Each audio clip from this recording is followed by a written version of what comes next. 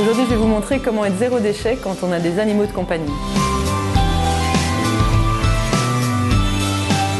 Quand on a un animal de compagnie, comme un chat ou un chien, on peut acheter la nourriture de son chat ou de son chien en vrac, comme ici. Ou on peut également acheter en fait des croquettes qui sont dans des sacs en papier et qui pourront donc être recyclés. Donc ça permet justement d'éviter d'avoir des déchets et donc de limiter son impact environnemental.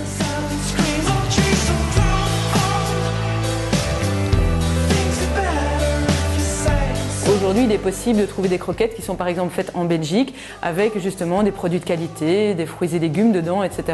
Donc ça, c'est un choix qu'on va faire. Mais parfois, justement, ces fameuses croquettes un peu plus saines ne sont pas d'office en vrac. Et donc là, ce sera le choix d'éventuellement prendre la version avec du papier ou pas et de se dire, je préfère dans ce cas-là quand même donner une alimentation de meilleure qualité à mon animal plutôt que de prendre en vrac. Donc ça, c'est un choix qu'on doit chacun faire. Donc ici, c'est une deuxième étape pour avoir justement des animaux de compagnie zéro déchet, c'est la question de la litière. Donc moi, j'utilise une litière organique qui est l'équivalent de pellets. Donc les pellets, on peut les trouver soit pour son chauffage, on peut utiliser exactement les mêmes, soit on les achète en papier craft comme ici. Moi, je vais dans une grande surface les acheter, c'est encore la dernière fois où je vais dans les grandes surfaces. Et donc avec ça, c'est l'avantage, c'est que je peux directement mettre le résidu justement de la litière dans mon compost et ça va se dégrader et donc ça partira, ça retournera à la terre là où ça doit aller entre guillemets.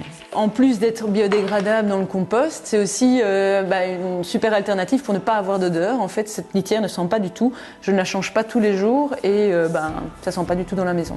Pour les petits rongeurs ou les oiseaux et des choses comme ça, on peut également se fournir en alimentation en vrac et on peut également trouver de la litière pour ces petits animaux, mais malheureusement cette litière est souvent emballée dans du plastique, mais il est possible de ramener ces plastiques dans certains recyparcs, donc renseignez-vous et grâce à ça en fait ces plastiques pourront être recyclés.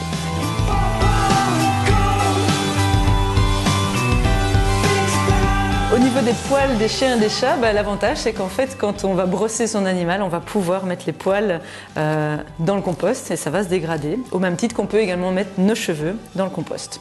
Alors avec les animaux, il faut se dire qu'il faut aller au plus simple, le plus simple le mieux. On n'a pas besoin de plein de jouets, plein de choses. L'animal s'amuse très bien avec une simple petite balle qu'on aura déjà chez soi et qui est aux enfants et que les enfants n'utilisent pas. On peut créer un arbre à chat avec des boîtes, avec de la corde. On peut utiliser un morceau d'arbre qu'on met dans la maison et qui devient en fait effectivement un jeu pour que le chat puisse grimper dessus.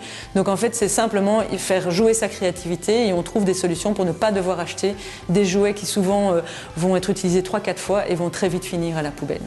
Et donc quand on est engagé dans le zéro déchet, il ne faut pas hésiter à contacter les grandes marques pour leur poser des questions par rapport à leurs produits et aussi les stimuler à trouver des alternatives par rapport aux emballages et leur demander éventuellement de changer leurs emballages en plastique par des emballages en papier craft ou de fournir leurs croquettes ou leurs produits en vrac. Et donc vous êtes des consommateurs et donc c'est possible de faire changer les choses.